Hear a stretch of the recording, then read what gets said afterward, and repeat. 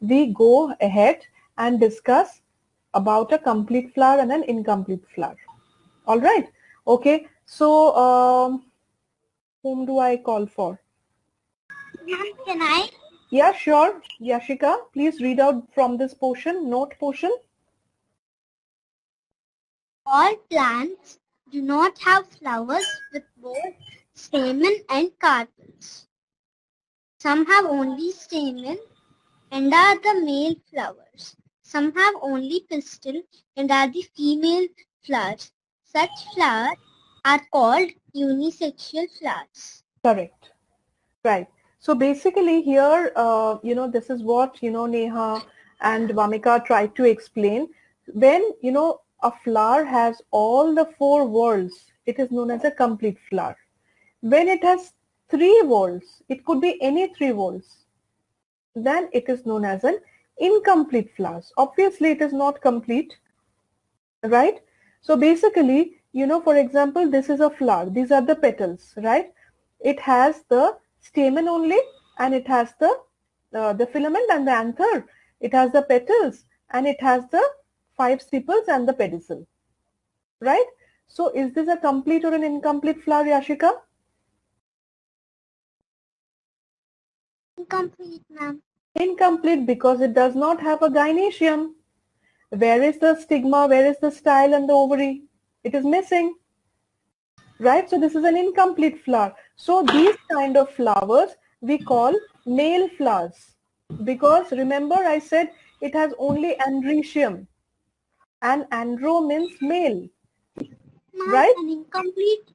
Ma'am, we have just said that an incomplete flower will have only the male part or No. only the female part. Either So or. Yes, either flower or. which has only the male part is the male flower, and the flower which has only the female part is the female flower. Yes, excellent.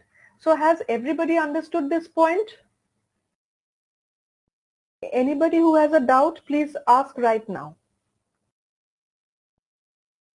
Okay, so basically these are examples of incomplete flowers. The gourd family, as in it could be a bitter gourd, it could be a bottle gourd, the gourd family, the cucumber, right? These are all unisexual flowers. One or the other whorl is missing, right? Now conclusion is, okay, Vamika, can you please read out the conclusion portion? Yes, ma'am. Ma'am, 1 second. I'll just, yeah, ma'am. Starting is clear. A flower represents the reproductive part of a plant body. It is the most important part meant for often. Each flower has a stalk called the pedicel, but some flowers do lack the pedicel and such flowers are called sessile. Besides the stalk, a flower in general shows 4 sets of flowers are arranged in rings or whorls. Correct. So basically, as we have, reiterating again and again that the flower is the reproductive part of the plant body, right? And the first, remember in the beginning I said this stalk is called the pedicel. There would be a few flowers which you will find that they do not have a pedicel. If this is the stem or the branch, normally there is a pedicel and then there is a flower. But there will be some flowers which will just directly emerge from the stem. They will have no pedicel. So those flowers are known as sessile flowers. The same thing is happening, the same thing is seen also in leaves. Always we see, that a leaf has a petiole and, then the thin stalk which we hold and midrif and everything. But there are some leaves which grow directly from the stem. They don't have a petiole. Those leaves are also called sessile leaves. Is this clear to all? Hello, ma'am. What I was was not able to hear you. What were you explaining? See, basically most of the flowers will have a stalk. As in they will have a pedicel, correct? But there are a few flowers which do not have a pedicel. They come out directly from the nodes, just straight like this. So those flowers are called sessile flowers. Similarly, the same thing is observed also in leaves. Leaves normally have a petiole. that's the stalk. But a few leaves will not have a petiole. They straight away directly grow from the node. Those leaves are also called sessile leaves. And in case of flowers, it is called sessile flowers. So sessile leaves and sessile point numbers 1, 2 and 3. Okay, ma'am. Calyx is the outermost whorl or sac composed of green leaf-like protective structures called sepals.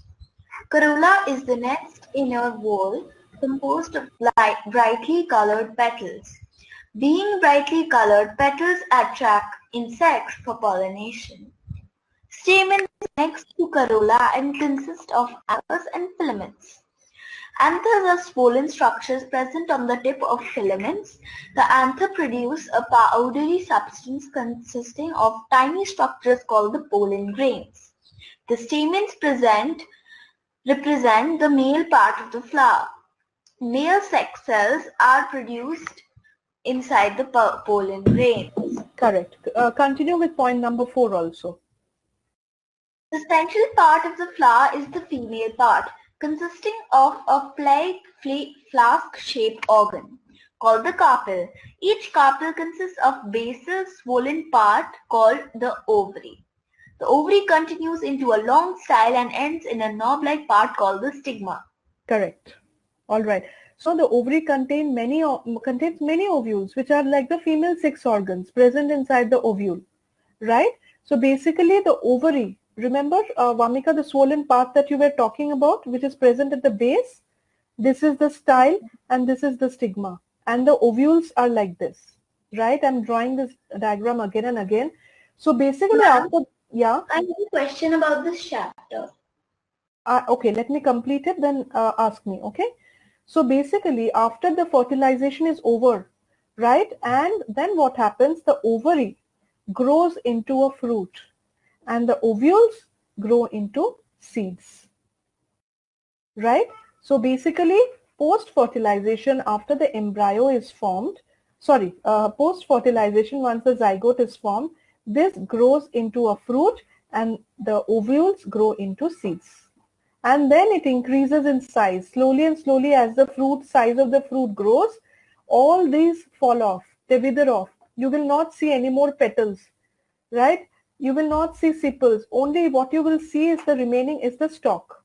For example, when you see an apple, right? If you cut open a longitudinal section of an apple, you will find the apple has seeds like this and a stalk. Do you see the petals? Do you see the sepals? Do you see the androecium and the gynoecium? You see nothing. What you see is basically the ovary and the ovules, which have grown up to be very big now. Now, can I say a case about this? Is that the same thing? I don't know. But the thing, in my home, I'm having brinjal plants, and in that it will be first having some purple flowers, and after that, small vegetable will be coming up. That time, is that the petals are changing into the like a sepal of the fruit? No. The petals will just fall off. Then, ma'am, how will the how will the vegetable have some upper coating on it, like something green structure will be there, right? See, basically what happens is that, again, I'm drawing the same structure. This is it, correct? And this is it, right? This is the ovary. These are the ovules. I think so this is the 7th or the 8th time I'm drawing this, right? So here, these are the sepals. These are the 5 sepals, and this is the pedicel, and these are the flower, maybe the light purple color flowers of the brinjal, right? Now, pollination has happened. This thing has happened. Pollen tube has gone in. Fertilization has happened. Then slowly, what will happen is that the petals will fall off. It will dry. You see now, flowers dry off. The petals fall off. Then slowly, this is also not required because pollen grains sat, they have done their work, so this will also fall off. What will remain is only the sepal and the ovary part. So basically, once what happens is that ovary, different flowers will have different characteristics. There will be certain pigments, there will be certain pigments, for example, they could be, I'm just giving an example. There could be a pigment called erythrocin. Erythrocin is basically a red color pigment which will be present on the, slowly it will, start accumulating, and then slowly it grows and it will become an apple, right? So the outer shell becomes red in color because of this pigment. I'm giving you an example. There is a colored pigment called cyano. Cyano is basically a bluish purple color. This fruit, when it grows up, for example, this grows up into a brinjal with tiny innumerable seeds. So the outer covering, of the brinjal will have these cyano pigment. That's the reason why it is purple in color, right?